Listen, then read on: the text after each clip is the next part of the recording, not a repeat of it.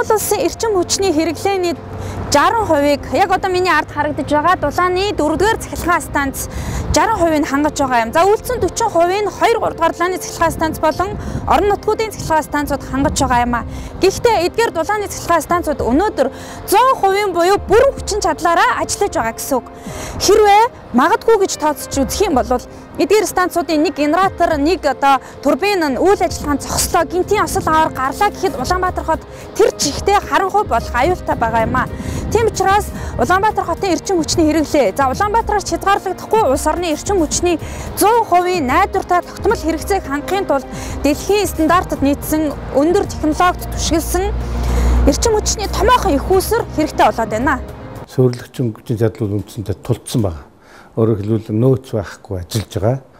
Гэхдээ бид дээр нь бол суурьлагчин хүчин чадлаас өшөө хэрэгцээ их байгаа учраас Оросын холбооны улс бүгд найрамдах хятадд улсаас томоохон бас баггүй хэмжээний чадал бол импортоор авж байгаа. Дээр нь хил залгаа нийт олон одоо гайлын одоо хилийн бүс тэгээд сумдуудад бас Оросын холбооны улсын чиглэлээр баруун бүсүүд жишээ нь тэгээд урд талаараа бол гиттийн олон газраас бас бага хэмжээний эрчим хүчийг бол импортоор авж байгаа.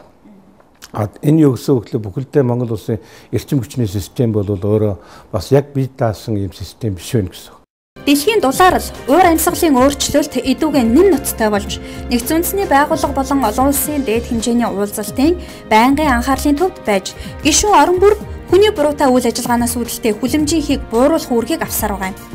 Дэлхийн улс орнууд болон олон улсын байгууллагаас сэргээгдэх эрчим хүчний технологиг тогтвортой хөгжлийн түлхүүр гэж үзээд олон улсын сэргээгдэх эрчим хүчний холбоог байгуулан дэлхийн улс орнуудыг нэгтгэж энэхүү эрчимтэй явагдаж байгаа уур амьсгалын өөрчлөлтийн эсрэг байгаль орчиндөө ээлтэй технологиг өргөнөөр ашиглах уриалгыг гаргасан байдаг. За Монгол орны хувьд энэхүү дулаарл нь дэлхийн дунджаас 3 дахин илүү байгаа нь нэн ноцтой түвшинд хүрснийг харуулж байна.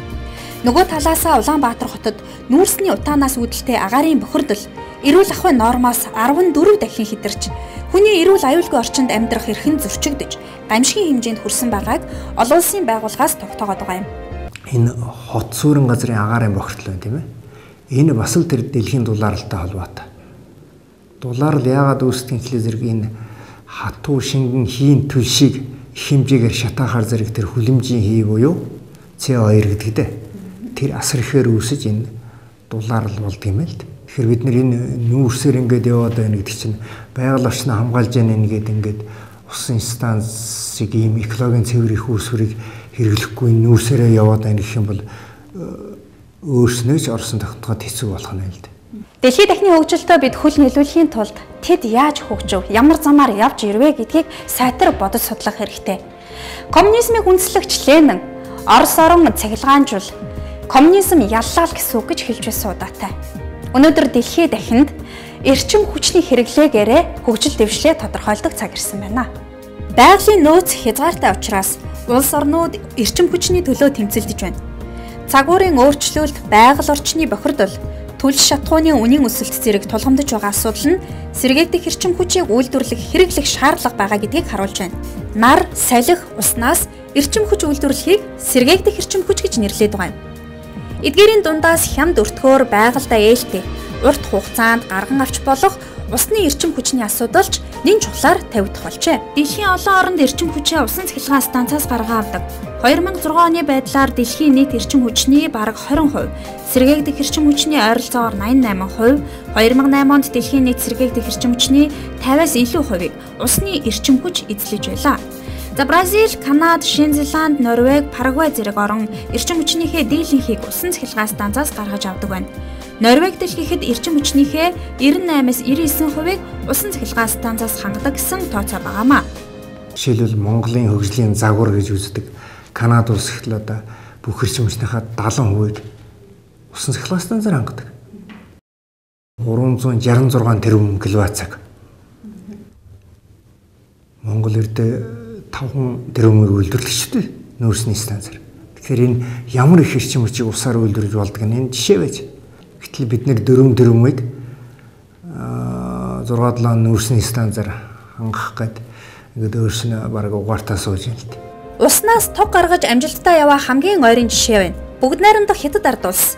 Нутгийн төв дундуура урссан алдарт шар хөх мөрөн дээрээ цувраа усан цахилгаан станц барьсан. Дэлхийн хамгийн том 3 хавцлын усан цахилгаан станцыг барихын тулд олон сая айлыг нүүлгэн шилжүүлж олонний эрх ашигт цөөнх захирагдахын үлгэрийг үзүүлж чадсан юм. Хятадууд биднээс тэнэг гэж юу? Олон 100 сая хүнийхээ амьдралаар тоглох, үндэснийхээ бахархал болсон голоо устгах гэж юу? Үгүй юм. Хүнд хэрэгцээтэй байгальд хоргүй технологи болохоор л шууд ашиглаж байгаа юм. Нэг усан цахилгаан станц байгуулснаар тухайн улс хөгжлийнхөө 10 асуудлыг нэг дор шийдэх боломжтой болдог байна. Сэргээгдэх эрчим хүчний их үүсвэр бий болно. Бусад сэргээгдэх эрчим хүчний их үүсвэрүүдийг ашиглах боломжтой болгодог.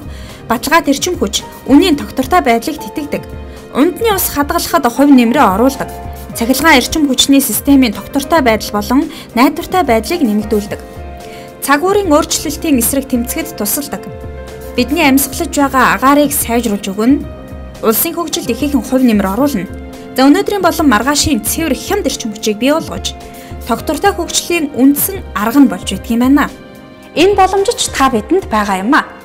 Манай орны нийт нутаг дэвсгэр дээр нар салхих усны эрчим хүчийг хуваарлсан юм шиг жигд тархалтай байдаг. Алтай хангай хинти хүсгэлийн уулархаг нутагт усны говь хээрийн бүсэд нар салхины эрчим хүчийг ашиглах боломжтойг сэргээгдэх эрчим хүчний нөөцийн судалгаанаас харж болох юм а. Монгол орн яагаад усан цахилгаан станц ашиглах боломжтой юм бэ?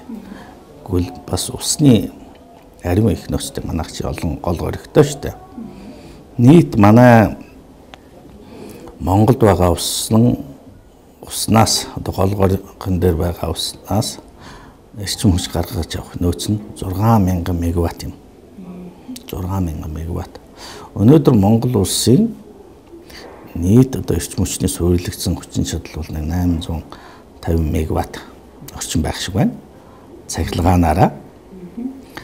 Тэгэхээр энэ чинь одоо 6 гэх юм бол одоо манай өнөөдрийн байгаа хүчин чадлаас 7 дахин илүү ийм хүчин чадлын цахилгаан станцуудыг Монголын одоо наад захын одоо гол горихууд дээр нь бариад ашиглаж болно гэдэг ийм судалгааг гаргасан байгаа.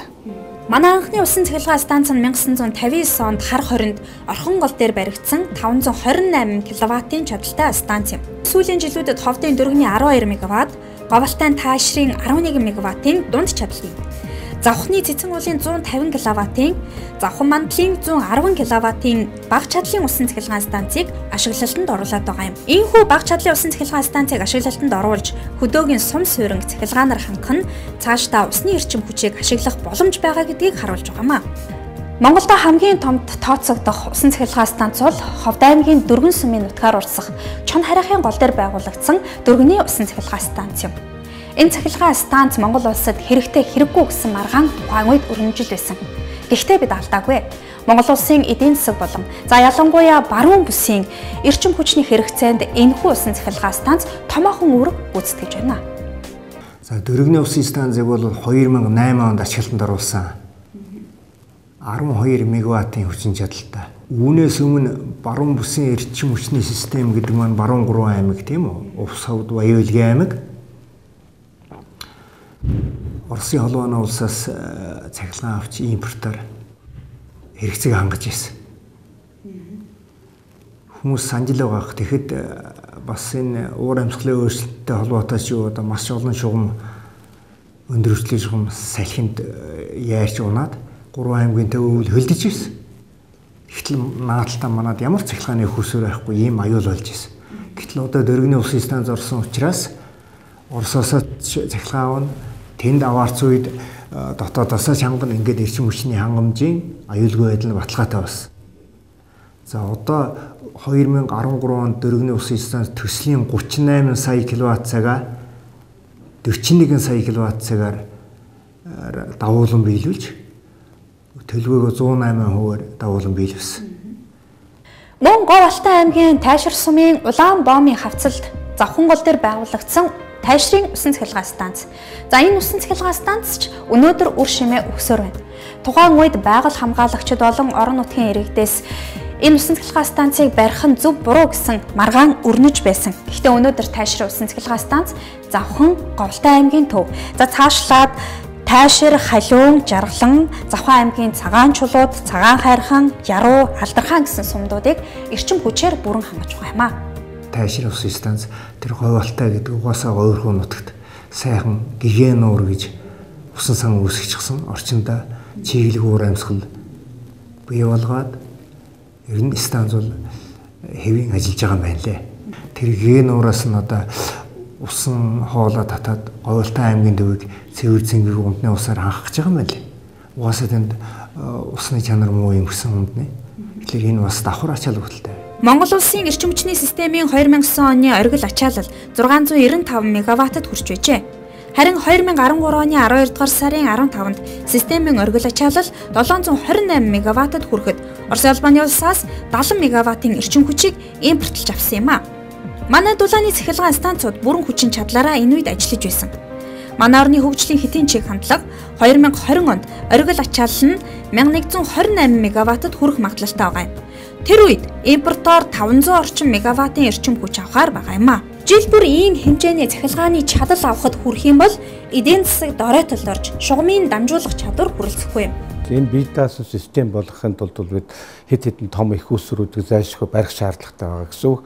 Дээр нь бол хамгийн гол нэг асуудал бол сэргээгдэх эрчим хүчний том их уср ялангуяа эгийн голын усан цахилгаан станцыг барих зайлшгүй шаардлагатай гэж үзэж байгаа. Тиймээс төвийн эрчим хүчний системд үүссэн дутагдлыг нөхөх, ачааллыг нь тохируулах, шаардлагатай үед богино хугацаанд ажилд оруулах боломжтой том чадлын усан цахилгаан станц барьж ашиглалтанд оруулах зайлшгүй шаардлага байгаа юм а. Өнөөдөр та бидэнд эрчим хүч үйлдвэрлэн өгч байгаа дулааны цахилгаан станцууд бол гормын тохиргоо хийхэд боломжгүй байдаг. Нэг үгээр хэлэх юм бол иргэдийн хэрэглээ ямар байна түүн тохируулан ажиллах чадваргүй гэсэн үг. Харин усан цахилгаан станц иргэд эрчим хүчийг хэрэглэх үед эрчим хүчний үйлдвэрлэлийг нэмэгдүүлэх, за бага хэрэглээтэй үед нь эрчим хүчний үйлдвэрлэлийг нь багасгах гормын тохиргоо хийж болдгороо давуу талтай юм а. Одоо манай эрчим хүчний системийн гол техникийн үйлчлэл юу бол давтамж бол 50 Гц байх хэрэгтэй. 50 Гц-ийн давтамжтай. 49.9 байх ёсгүй.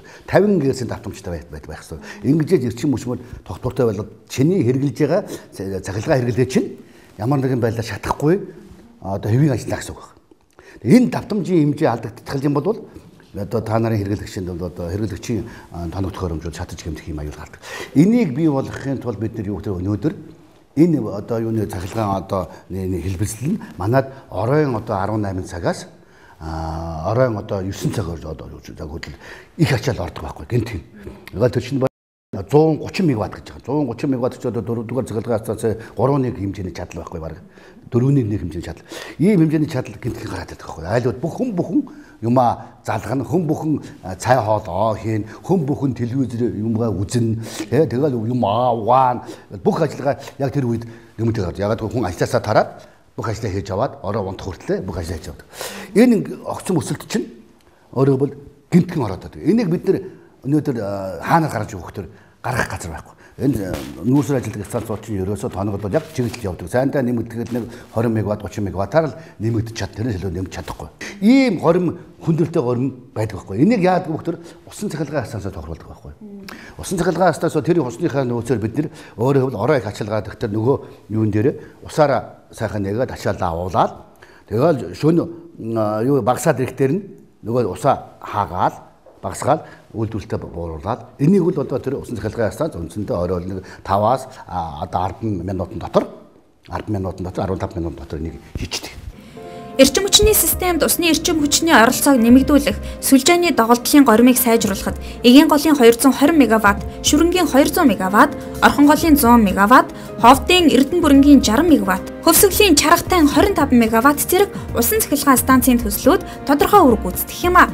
Тиймээс шинжлэлийн засгийн газраас эдгээр усан цахилгаан станцын төслүүдийн үйл ажиллагааг хурдвчлах шийдвэр гаргаад байна.